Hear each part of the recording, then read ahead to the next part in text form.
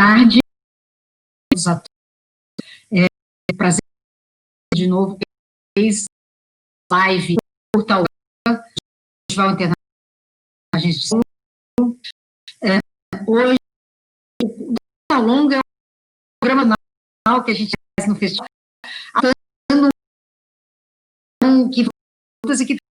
que chegaram ao longo com um sucesso. Esse ano, duas horas, esse percurso muito legal, de uma maneira muito. E antes de fazer maiores apresentações, eu queria aqui a Beth, diretora junta do festival, que é quem vai tocar. Oi, Beth.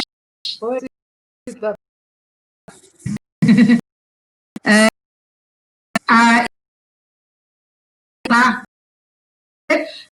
com esse fio. Queria, enfim, falar mais uma coisinha, assim, que tanto a Caru quanto o João são parceiros muito fortes do festival. E fazer uma indiscrição que a Caru foi até nossa estagiária quando ela ainda estava no colegial.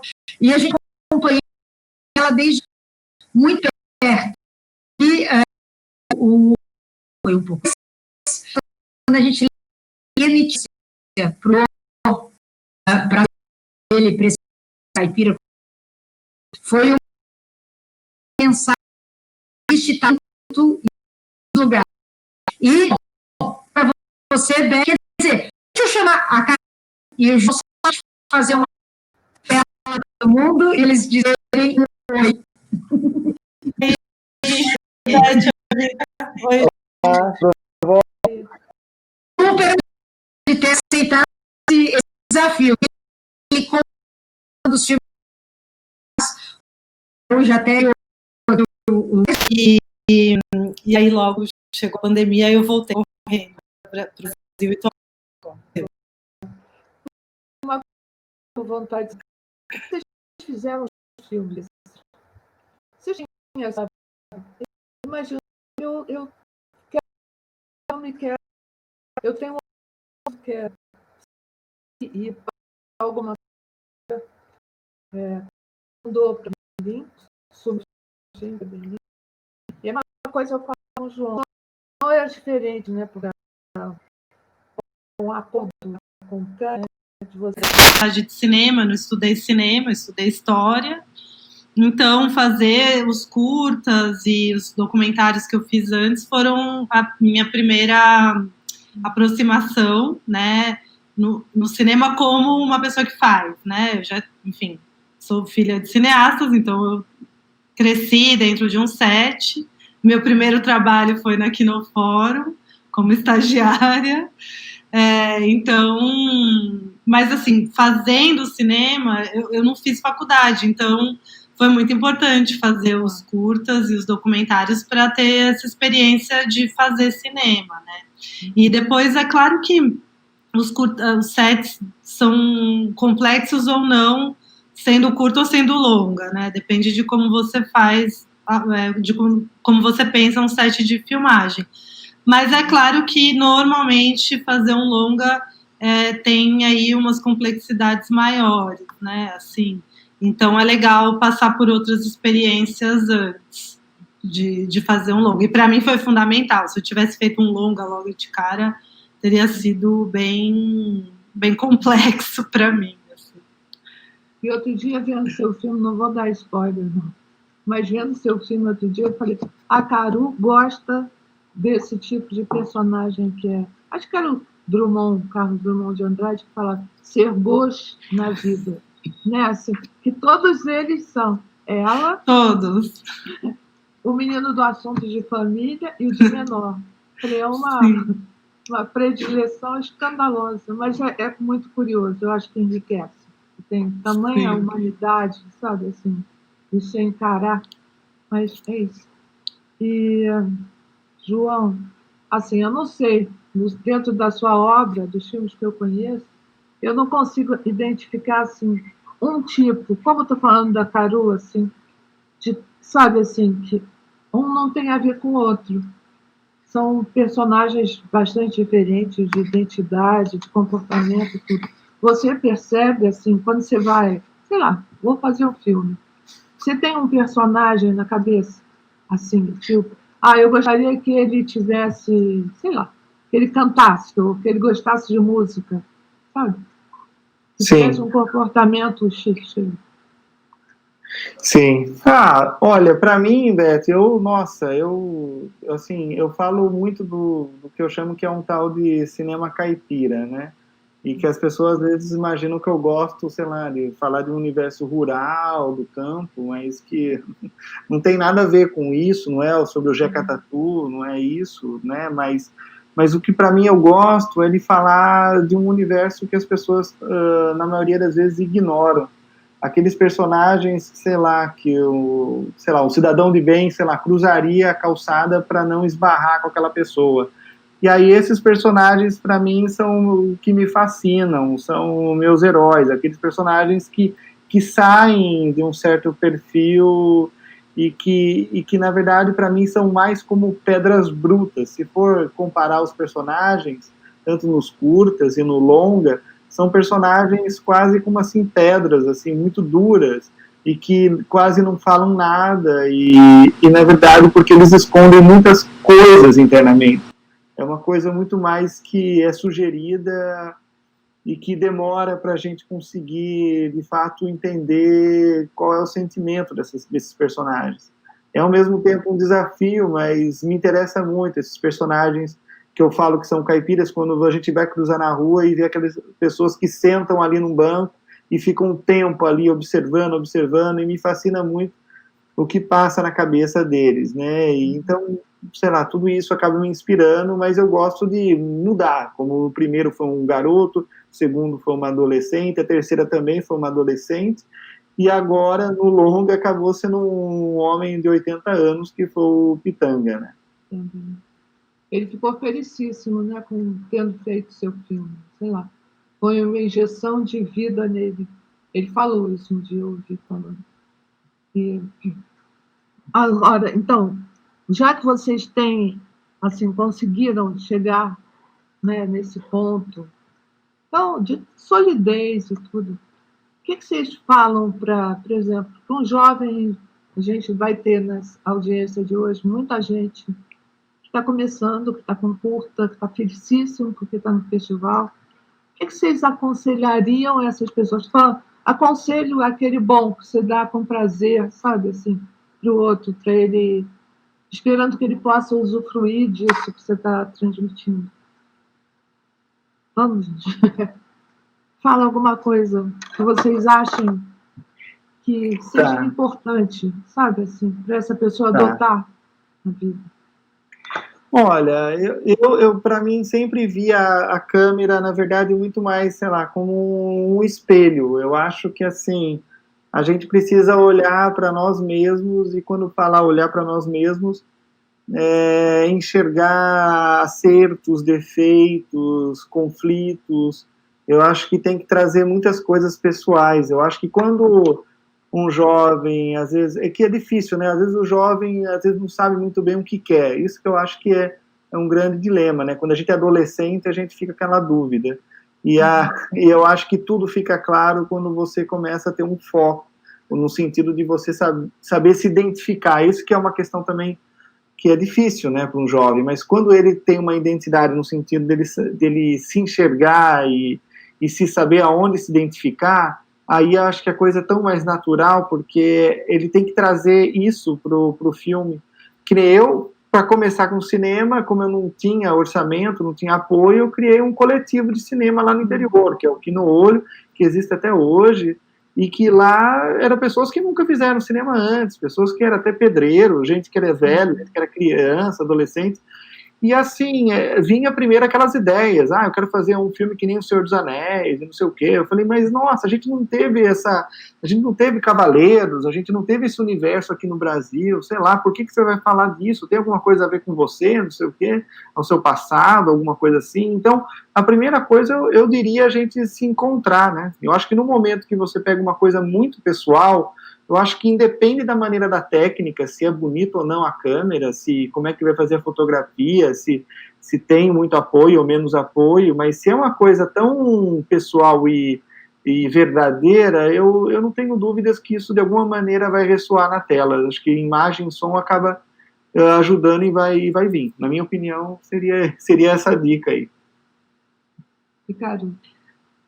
Eu acho que eu vou até complementar o que o João disse, assim, porque eu acho que é o fundamental mesmo, não só para quem está fazendo curta, né, mas eu acho que para a vida inteira, assim, né, até o seu último filme, eu acho que o mais importante é você olhar para dentro mesmo, na hora de fazer um filme, e entender o que faz sentido para você, o que você quer, é isso, assim, não ceder a pressões externas, porque sempre tem, é olhar para dentro e ser verdadeiro consigo mesmo, assim, eu sei que parece ser meio autoajuda, assim, mas não é, porque é verdade, não tem, a gente tem que, não dá para perder tempo fazendo algo que não faz sentido pra gente, porque, sei lá, por quê, por qual motivo, assim, então eu acho que é olhar para dentro e fazer aquilo que faz sentido mesmo, e seguir, assim, firme e forte nas suas convicções, assim,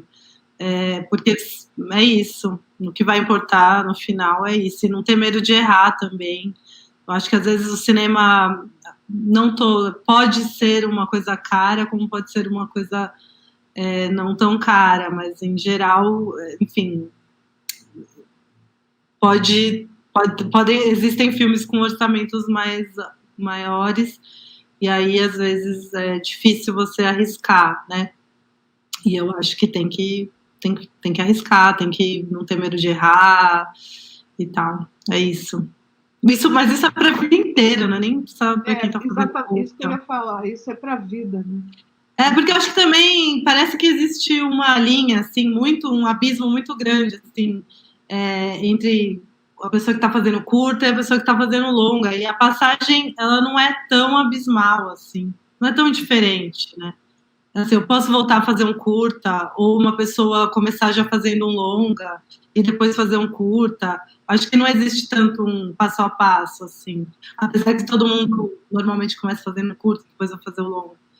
Eu acho que é isso. O desafio é fazer sempre o que faz sentido para você. E assim, porque curto não é trampolim. Não é o trampolim para você mergulhar num longa. Sei lá, é uma maneira de praticar e fazer cinema, né? Você vê grandes cineastas que volta e meia fazem curta, né? A Vardar adorava fazer curta. E outros também. É como um escritor de conto. Você faz novela e tal, mas fazer conto, inclusive, é difícil. É muito difícil você escrever um conto ou fazer um curta. Você limitar existências e experiências para fazer aquilo. Eu sou apaixonada por curta-metragem, aprendi a amar. E, assim, os trabalhos de vocês, assim, nesse formato, foram muito bons, gente. O seu Assunto de Família, ele é forte, aquele filme, fortíssimo. Passado aqui perto do Minhocão, né? Sei lá, era uma história da cidade, e que que cria uma dramaticidade assim, muito impressionante em 10 minutos. Quantos minutos eu tinha? 15? Sei lá. Não mais que 15 minutos, né? E o João também, com os filmes dele. Fora o Command Action, que eu só fui lá na frente pensar nele, porque eu falei, como que pode fazer um filme dessa simplicidade? Só que é real, é um filme, sabe, assim, tem um peso, tem uma história. Então, eu acho genial quem consegue fazer isso no curta-metragem como vocês fazem. E A Moça que Dançou com o Diabo, né? Ele é um filme... Você viu, cara? Não. Não vi, tô louca para ver agora, todos esses filmes. Tem que ver. A gente vai trocar aí os links. Sim, por favor.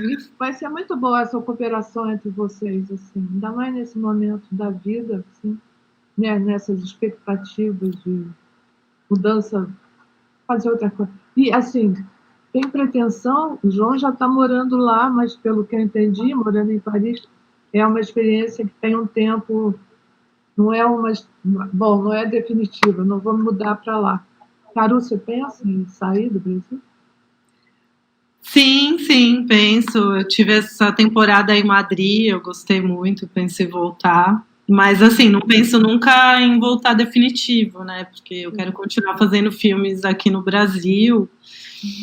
Agora está mais complicado, né? Por conta do desmantelamento, né, das políticas públicas, mas eu não quero nunca parar de fazer filme no Brasil, é onde estão meus companheiros e companheiras de trabalho, onde está a minha essência, mas sim que essa experiência de morar fora é muito enriquecedora também, ainda mais fazendo residências e laboratórios, assim, acho que nesse sentido eu quero muito mestrados e tal, isso eu acho bem interessante, assim, ter essa experiência, sabe? Ou mesmo filmando no exterior, mas eu não pretendo nunca voltar, sair e não voltar mais, assim, eu quero continuar fazendo filme aqui. Eu acho que, assim, tem problemas, mas é bom a gente estar na terra da gente. Né? Tem muitas ligações, famílias, amigos, experiências. Passei por nessa rua, sei lá, esse tipo de coisa. E João vai estender? Pretende morar lá? Então, né, Beth, é meio difícil até, a gente não sabe como é que vai ser o futuro aí das coisas, né? Eu acho que essa crise toda aí acaba, né, tirando a gente, assim, né, numa base, mas eu morei a minha vida toda, né, lá no interior, na cidade de Rio Claro, então, assim, eu nunca saí por nada, tanto que eu só comecei mesmo a viajar para fora do Brasil quando começou os filmes a andar em festival e quando eu fui para festival. Antes de festivais eu nunca tinha tido oportunidade, porque também eu vim de uma família de comerciantes, que assim, meu pai trabalhava em restaurante, não tinha nenhum artista na família, então era já uma coisa meio esquisita, né? As pessoas sempre achavam que horas que eu ia desistir desse sonho, né? E aí eu fui enfrentando, né? Fui fazendo, né? E aí depois com essa coisa de criar uma maneira de viabilizar, era um hobby, né? Na verdade o que me sustentava no Brasil sempre foi como professor, e agora é que eu digo que eu posso dizer que eu estou assim, pensando, né, trabalhando profissionalmente como cineasta, que antes sempre foi uma coisa que assim, que eu podia fazer só nos tempos livres, né, ou seja, durante a semana eu tinha que trabalhar, ou ajudava no comércio, né, com meus pais, fazia eventos, trabalhava com garçom, até eu brinco que a mesma roupa que eu fui lá para desfilar no Tapete Vermelho em 2016 é o que eu usava para trabalhar tanto como garçom e gravar casamentos, né, para tirar uma grana a mais. Então, era mais ou menos... Então, assim, aí eu nunca pensei nisso, de morar no exterior, era um sonho muito impossível. E aí, como veio essas residências, e aí em 2017 foi incrível, e aí eu tinha que ficar aqui mais ou menos quase 8 meses aqui na pós, então aí por isso eu falei, eu vou vir, aí eu trouxe a família, aí eu, né, e fui ficando. E agora com essa crise nem tem como voltar, mas como também a Caru falou, a gente só fica com a cabeça no Brasil, né? Porque o que eu não paro de ver as notícias e ver nos cúmulos, né? Tudo que está acontecendo é uma coisa que a gente acha, parece que é um pesadelo, parece tão irreal as coisas, e eu acho que, tanto que aí é um outro assunto, mas eu vejo que tanto nós, a Caru e outros cineastas, esses cineastas mais jovens estão vindo, eu acho que é a hora de a gente pegar um bastão aí e, de alguma maneira, aproveitar essa visibilidade também que a gente tem e lutar realmente pelo cinema brasileiro.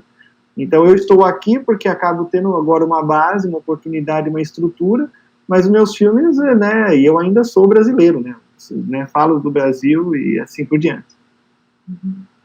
Peraí, parece ter uma pergunta aqui do YouTube. Bom,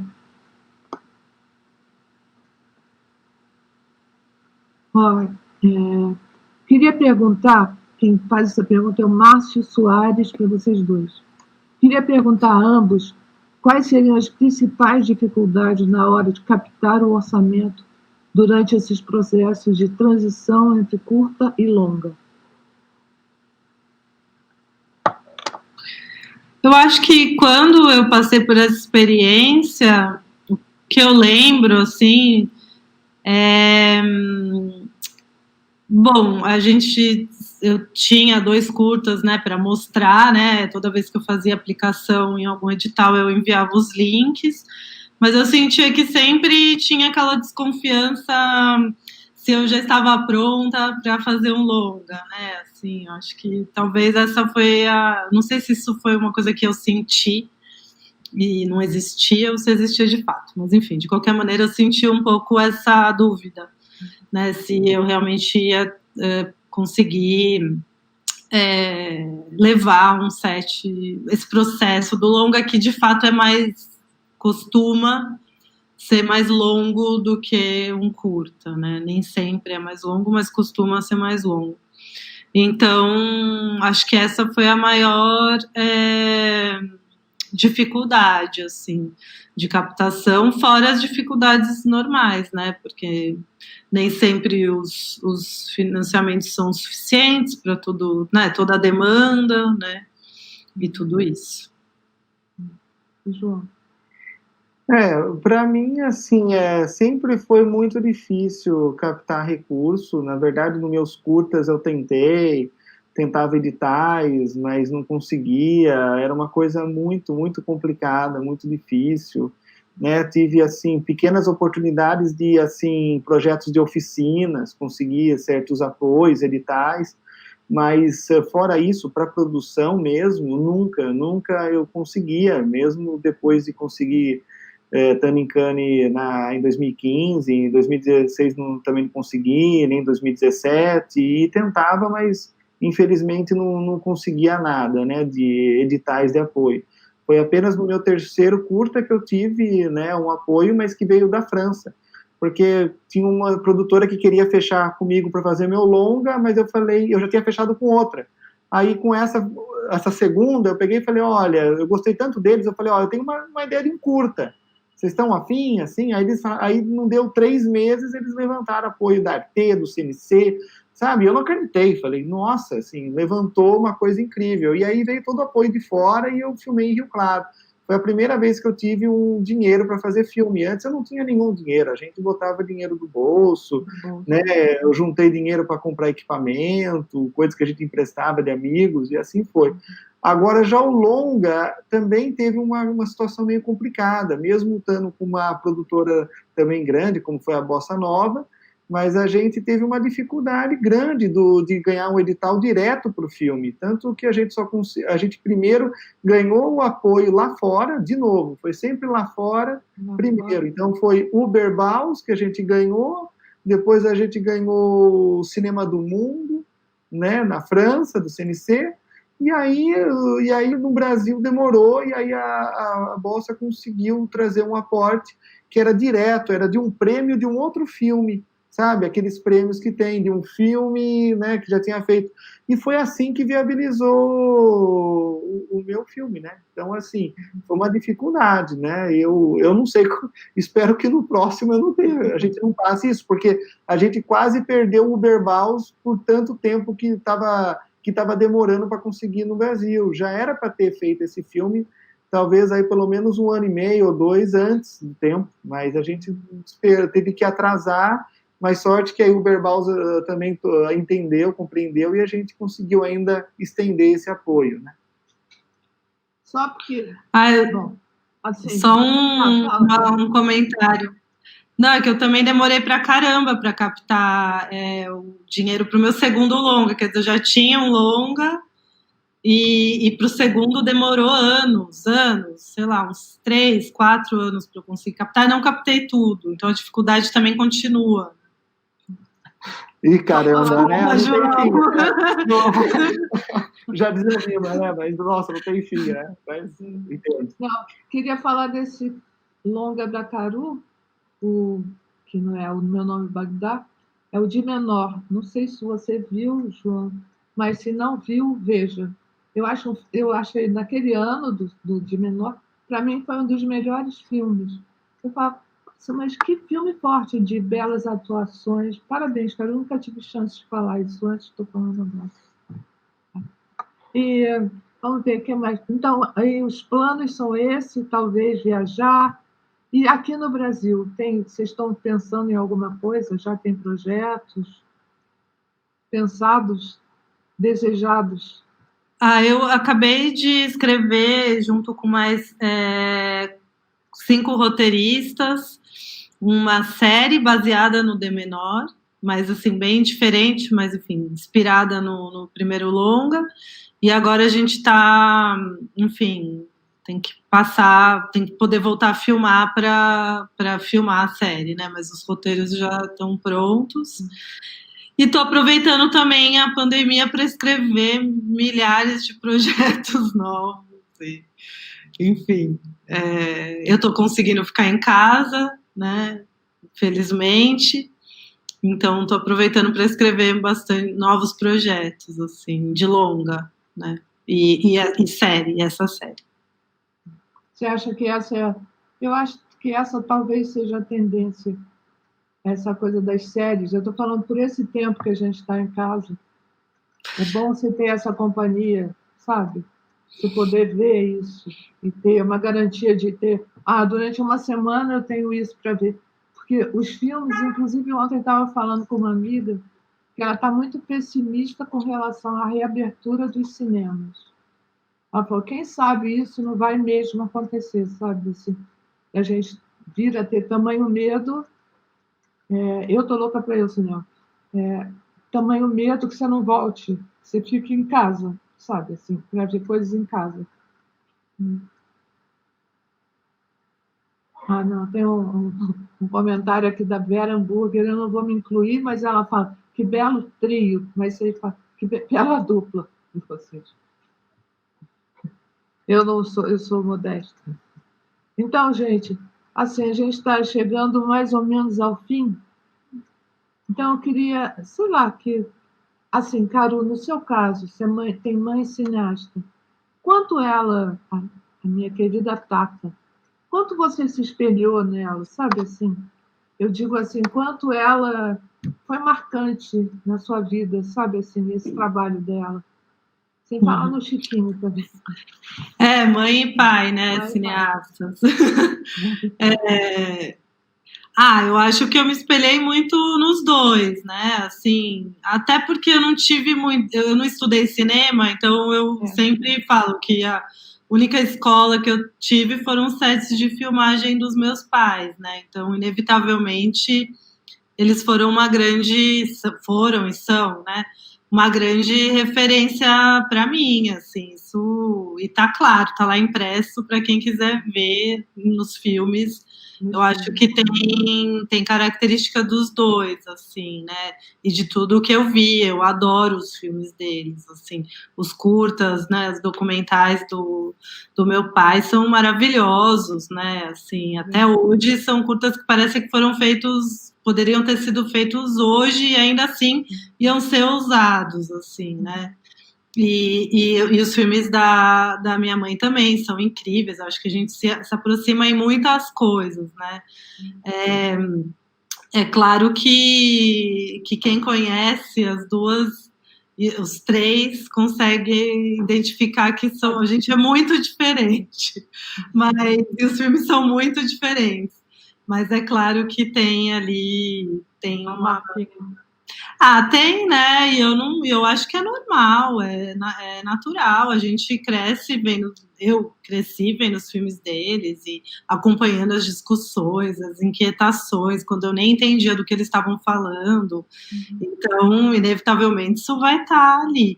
Mas eu acho que a gente é muito diferente entre si, assim, isso também está nos filmes. E é bom, né? Ainda bem. Ainda bem que tem. E João acabou de falar qual era a sua origem. Bom, e como para a sua família, no momento em que você falou, é isso que eu quero fazer? Assim, você tinha um pai comerciante, você é professor, essa decisão de, sabe, vou fazer cinema, vou viver disso. E morando lá em Rio Claro, que eu imagino que seja uma realidade bastante diferente dessa que a gente vive em São Paulo. Mas foi difícil eles aceitarem isso? Olha, eu tive todo o apoio dos meus pais, né? Isso foi uma coisa bem diferente. É claro que muita gente, principalmente da cidade, ficava imaginando, como eu falei, uma coisa muito impossível, né? Então, ficava com aquela coisa, mas isso aí acho que não vai dar certo, é fogo de palha, uma hora ele desiste.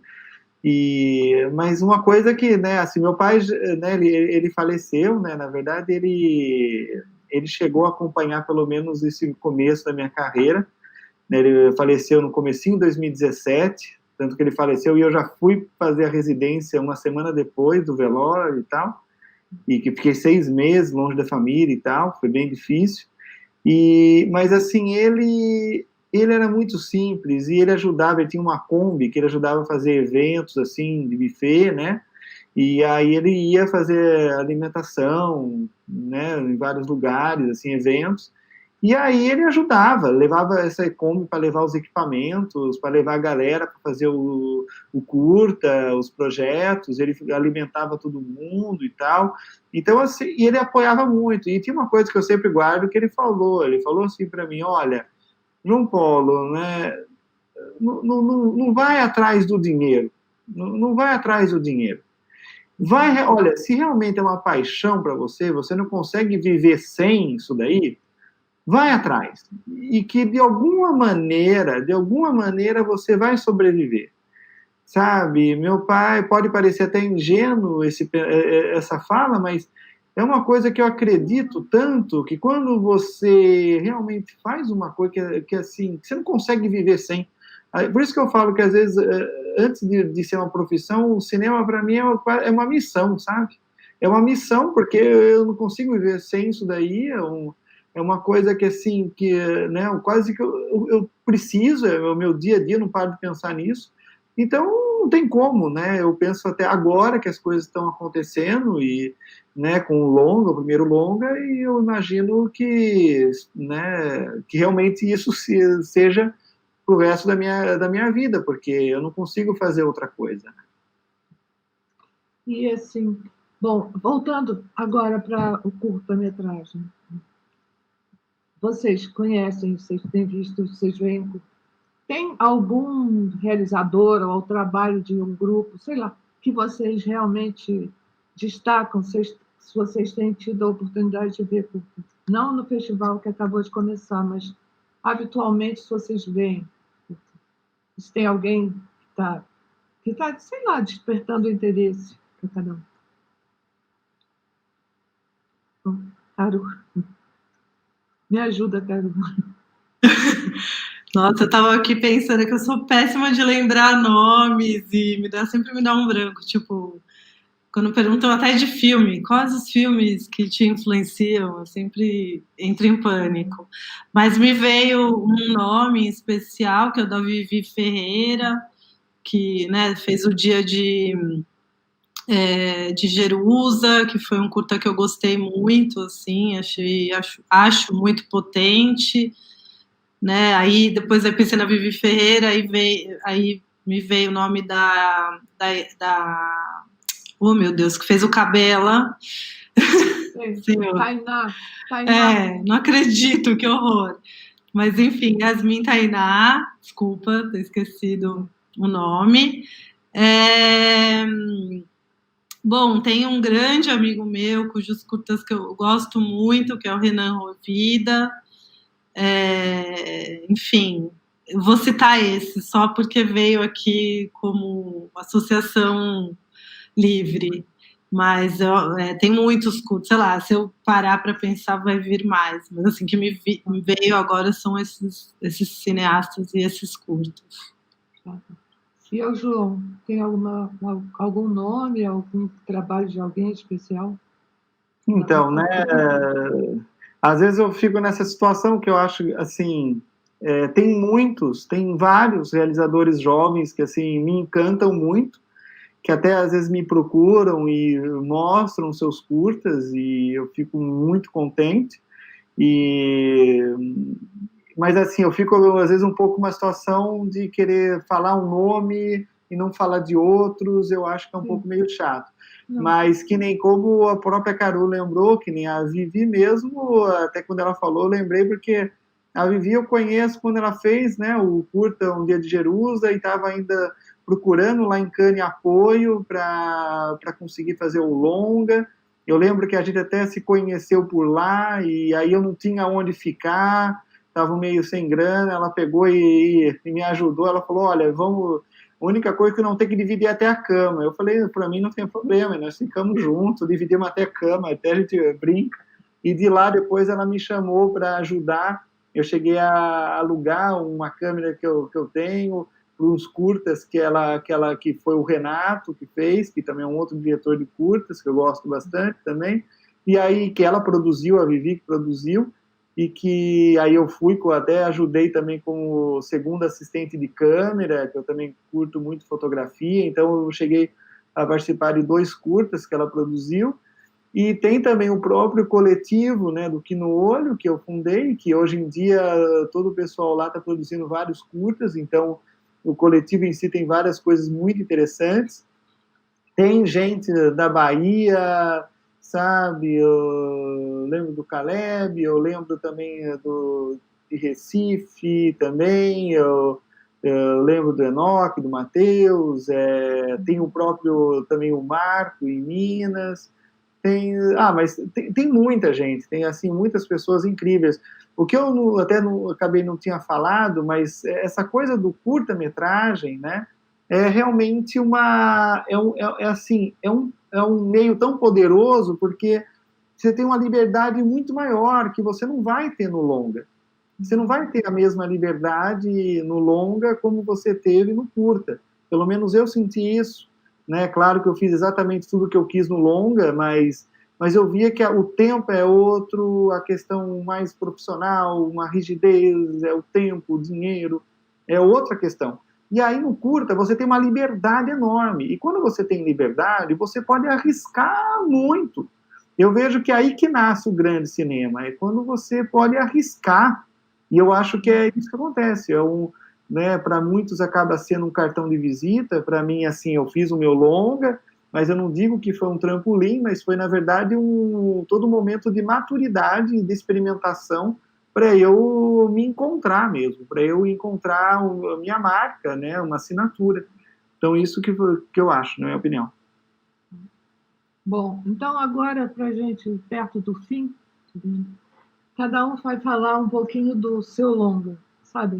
Nome, qual é a data, enfim, imaginada de estreia, sei lá, falar alguma coisa, fala do seu afeto por aquilo também, porque isso, sei lá, se eu ouço um diretor me falando do filme dele, sabe, assim, com uma palavra, não comercial, nada disso, mas alguma coisa amorosa, tá? Começando pela Caru, fala do Meu Nome é Bagdá, para me dar muita vontade. Meu nome Meu nome é Bagdá. Se for para falar de amor, é fácil. Posso ficar aqui muito tempo, porque é um filme que, em primeiro lugar, foi... Enfim, a gente passou por muitos perrengues, Rafaela Costa, produtor, e eu. Foi um filme difícil de ser parido, mas a gente fala, a hora que ele foi parido foi muito rápido, assim, porque a gente mal tinha terminado o filme, já tinha entrado num festival e, enfim, foi uma loucura. Mas, eu acho que é um filme que é isso. Meu Nome é Bagdá, para mim, é um filme que fala basicamente de amor, assim, de apoio, sabe? De como é importante a gente se apoiar e estar junto e não deixar que as coisas, que as dificuldades da vida nos derrubem, né? Isso nós mulheres, né? Que é um filme que tem muitas personagens mulheres. Então, não sei, para mim é isso, é um amor mesmo esse filme. Tenho muito amor pelo filme e pelas pessoas que fizeram. É isso, assim, fazer o Meu Nome é Bagdá foi muito gostoso de fazer. Foi um filme que eu senti muito menos o peso, isso que o João estava falando, do peso de estar fazendo um longa, sabe? Para mim tinha um gostinho do segundo documentário que eu fiz, que eram 4 pessoas no interior de Minas Gerais. A gente saía com um plano e mudava o plano no meio do dia, porque alguém passava e falava alguma coisa e a gente ia. Então, fazer o Meu Nome é Bagdá me deu esse gostinho, sabe, que eu tinha perdido um pouco.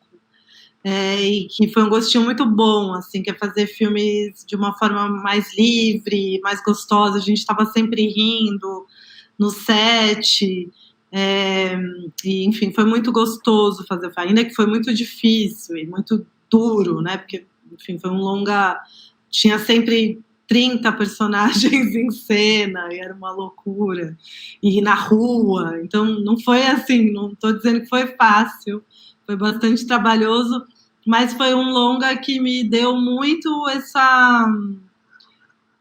me trouxe de volta, assim, esse tesão, sabe, por fazer cinema, assim, um tesão, assim, de estar com gente que eu gosto, estar com os meus amigos, junto comigo, sabe, com gente que eu admiro, então foi muito legal, assim. Que lindo, Carol. E, João, você, agora, pra gente, fala com amor do seu filme. Minha Casa de Antiguidade. Isso, é Casa de Antiguidades, né? Então, o primeiro longa, que tem o Antônio Pitanga como protagonista, e é a história de um homem, né, que eu chamaria esse homem caipira, né, esse homem, essa pedra bruta, com enormes marcas do tempo, né, impressas nele. Então, para mim, além da própria história em si do personagem, mas é claro que isso se mescla também a todo o peso da história do cinema que o Pitanga carrega. Então, foi ao mesmo tempo um desafio para ele, né, quando eu falei para ele que eu precisava que ele trouxesse o que eu chamo que é o sangue nos olhos, que traga uma coisa forte.